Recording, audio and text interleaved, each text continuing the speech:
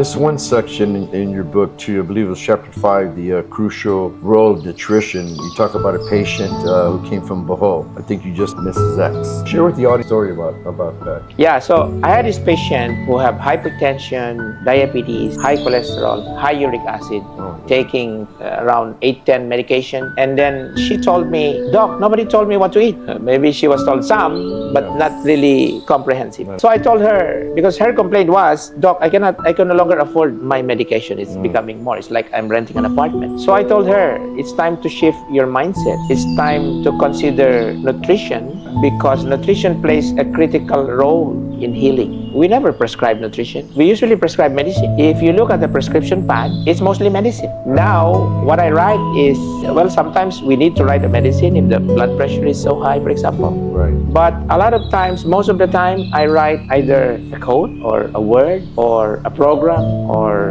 an event that they should attend or a video that they should watch.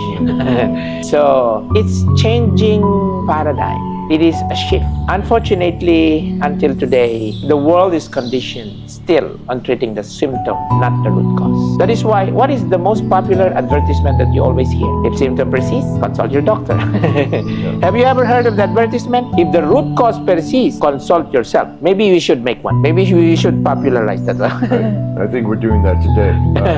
I mean, what you just described to me was the difference between external versus internal. Yep. When you go to a doctor, I gotta go to the doctor, I gotta go get medicine, I gotta go to a pharmacy, all these things outside of us, which may temporarily make you feel better, but then you become dependent on it. It's like having a childhood trauma that you don't want to look at, so you become an alcoholic. So that makes it even worse versus just going inside and dealing with that pain. Yep. Right? Because I've always thought for the longest time, and I think it's from being a child, that, because I saw in my own family with my mother, she was a hypochondriac. She always nervous about everything, always, and I saw her make herself sick. Yep. I saw it. In 60 years she's been taking medicine, and knock on wood, I haven't taken medicine in 40 years. Yeah. Even when I feel a little scratch in the throat or something whatnot, I know it's just get sleep, lots of liquids, honey, tea. Next day I feel amazing. Yep. Because even when in the past when I used to take medicine, I feel groggy.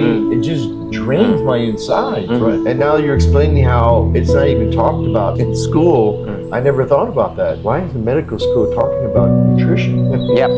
And a lot of patients are surprised when we talk about nutrition, because it seems like it didn't play a big part in their healing process. So yes, nutrition plays a big role. What is this other thing though too that we talked about, genetics? Well, genetics play a role, but there are now, I don't know if you've heard about the epigenetics theory. Absolutely. That even if you have the genes for hypertension, even if you have the genes for diabetes, it is actually possible to turn it off. I'll give you an example. Yes. It's my wife. Yeah. She's a doctor. Her mom is diabetic. Her father is diabetic. There are 4 siblings. There are 4 of them. My wife is the eldest. She's the 4th. No, she's the 1st. And then the second one, younger than her, is diabetic. The 3rd one is diabetic. The youngest of them is diabetic. So most likely they have strong genes. But how come the eldest, my wife, who is also a medical doctor, is still not diabetic?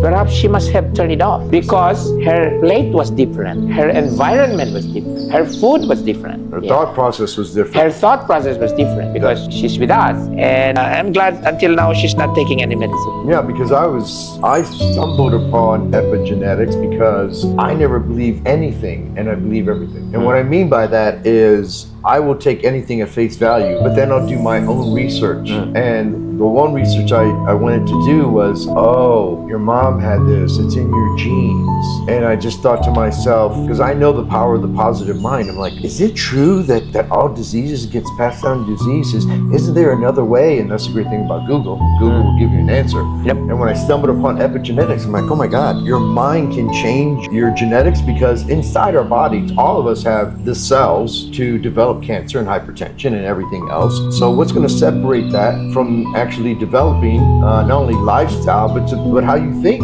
Yep. The power of the mind is Yes.